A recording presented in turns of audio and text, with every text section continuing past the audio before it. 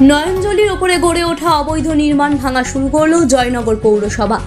জয়নগর মজিলপুর পৌরসভার 11 নম্বর ওয়ার্ডের বেআইনিভাবে খালের ওপর ঘর নির্মাণ গড়ে উঠেছিল। পৌরসভা বারবার চেষ্টা করেও কোনো রকমে সেই নির্মাণ ভাঙতে পারছিল না। শেষ পর্যন্ত কলকাতা হাইকোর্টের দ্বারস্থ হয়। আজ মহামান্য হাইকোর্টের নির্দেশ অনুযায়ী অবৈধ নির্মাণটিকে ভেঙে দেওয়া হলো। খুশি এলাকার মানুষ। এর ফলে বর্ষাকালে জল নিষ্কাশন করার সুবিধা হলো, সে কথাই জানালেন কাউন্সিলর গোপাল গাঙ্গুলি। আর আপনারা সেই ছবি সরাসরি দেখছেন শুধুমাত্র বাস্তব নিউজের পর্দায়।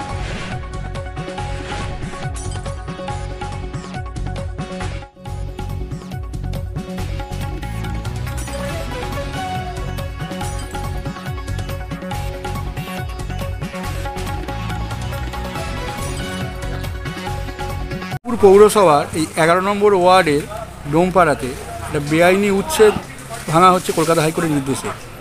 স্থানীয় কাউন্সিলর হিসেবে কী হয় ঘটনা যদি বলেন? আখতারউদ্দিন গত পৌর বোর্ডের আমল থেকে একটা বেআইনি কনস্ট্রাকশন করেছিল, যার পরে খালপথে অবস্ট্রাকশন হচ্ছিল। সেই খালপথটাকে ক্লিয়ার রাখার জন্য অবৈধ অংশটাকে ভেঙে ফেলার কথা বলা হয়েছে। হাইকোর্ট সেইভাবে নির্দেশ দিয়েছে এবং গত পৌর বোর্ড এটাকে প্রশ্রয় দিয়ে রেখে দিয়েছিল। আমাদের বর্তমান পৌর বোর্ডে এসে চেয়ারম্যানের সহায়তা এবং পুলিশ প্রশাসনের সহায়তায় আমরা এটাকে অবৈধ অংশটাকে ভেঙে ফেলার ক্ষেত্রে সক্ষম হয়েছি এবং আজকের এখন আমাদের কাজ শুরু হয়েছে এবং কাজ চলছে, এখনও চলবে। এটা কি জল নিকাশি, এটাকে কি বন্ধ করে দেওয়া হয়েছিল?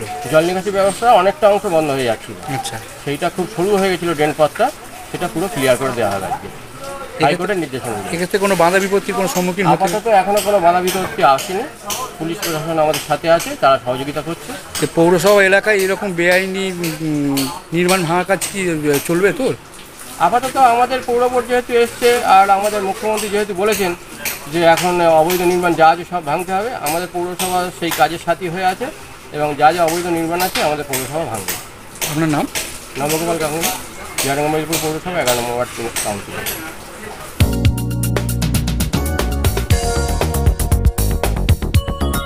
আপনারা দেখছেন বাস্তব নিউজ, কাল্পনিক নয়, বাস্তব।